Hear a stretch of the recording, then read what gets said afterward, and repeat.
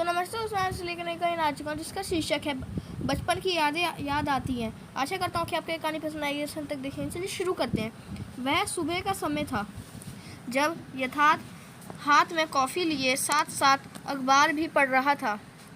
उसने अखबार में कुछ ऐसा पढ़ लिया था कि अपनी आधी अधूरी कॉफ़ी छोड़ के वो जल्दी से अपना एक छोटा सा बैग पैक करके गांव जाने की तैयारी में लगा था।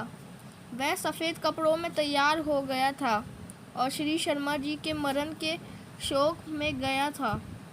वो भी घर में वहीं कहीं शोक करने वालों के बीच बैठा हुआ चुपचाप उनकी तस्वीर को देख रहा था। इसी में लगभग 3 घंटे कब गुजर गए पता नहीं चला, लेकिन यथार्थ से औरों की तरह वो जगह ना छोड़ी गई। बहुत से लोगों के लिए ये केवल 5 मिनट की यात्रा थी, यानी कि हर कोई वहाँ 5 मिनट से ज़्यादा नहीं बिता रहा था, पर यथार्थ को अब वहाँ 4 घंटे होने वाले थे। शर्मा जी के बेटे अमित यथार्थ के पास गए और उनसे हल्की आवाज़ में पूछा, यहाँ आने के लिए बहुत बहुत शुक्रिया, लेकिन क्या आप मुझे बता सकते हैं आप मेरे पिताजी या हमारे परिवार को कैसे जानते हैं? क्या हम रिश्तेदार कुछ हैं या एक लंबी कहानी है कि मैं कौन हूँ? पर पहले मुझे ये बताओ कि अब तुम्हारे पिताजी की सब्जी की दुकान कैसी है? यथार्थ ने पूछा। अब तो उस दुकान को बंद हुए काफ़ी साल हो चुके हैं, लेकिन तुम्हें कैसे पता? मेरे पिताजी पहले दुकान में सब्जियां बेचा करते थे।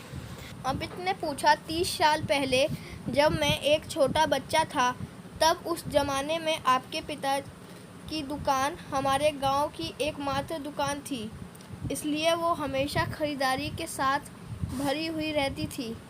मेरा बस इतना काम रहता था कि मैं सभी मोहल्ले की आंटियों से पैसे लेकर और इस चीज़ के नोट्स बनाकर कि उन्हें क्या और किस चीज़ की ज़रूरत है, और साथ में ठेला जिसमें सब्जियां भरनी होती थी लेकर चल पड़ता था तुम्हारी दुकान की ओर। इस बीच एक आवाज़ यथार्थ के पीछे से आई, धन्य हो भैया, धन्य हो, आप यहाँ आए, हमें बहुत खुशी हुई। यह एक बूढ़ी महिला थी जो ये सब सुन रही थी, और वो असल में श्रीमती शर्मा जी थी। अमित ने यथार्थ का शुक्रिया अदा किया और कहा, भैया, पिताजी हमेशा जानते थे कि वो आप ही थे जो फल सब्जियां चुराया करते था, लेकिन वो आपको इतना पसंद करते थे कि उन्होंने कभी आपसे कुछ कहा नहीं, क्योंकि आप बहुत छोटे मोटे गोलू से हुआ करते थे। यहाँ तक कि उन्होंने कई बार मुझे आपके बारे में बताया भी है। आज अपने मुझे मेरे पिता से ज़्यादा प्यार करने का एक और कारण दिया।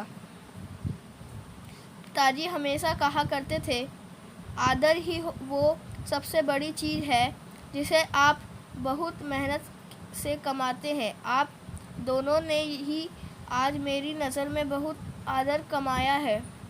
यहाँ आने के लिए सच में बहुत बहुत शुक्रिया। यथार्थ के पास अब कहने के लिए कुछ नहीं था, क्योंकि वो हमेशा से जो सोचता आया था असल में सच्चाई कुछ और ही थी, लेकिन फिर भी वो एक मीठी याद थी, जीवन भर के लिए यह एक सीख। तो दोस्तों, आपको ये कहानी कैसी लगी? अगर अच्छी लगी तो मेरी वीडियो को लाइक, कमेंट और शेयर जरूर करें। चैनल को सब्सक्राइब जरूर करें। मैं जल्दी एक नई वीडियो के साथ आऊँगा। तब तक के लिए धन्यवाद।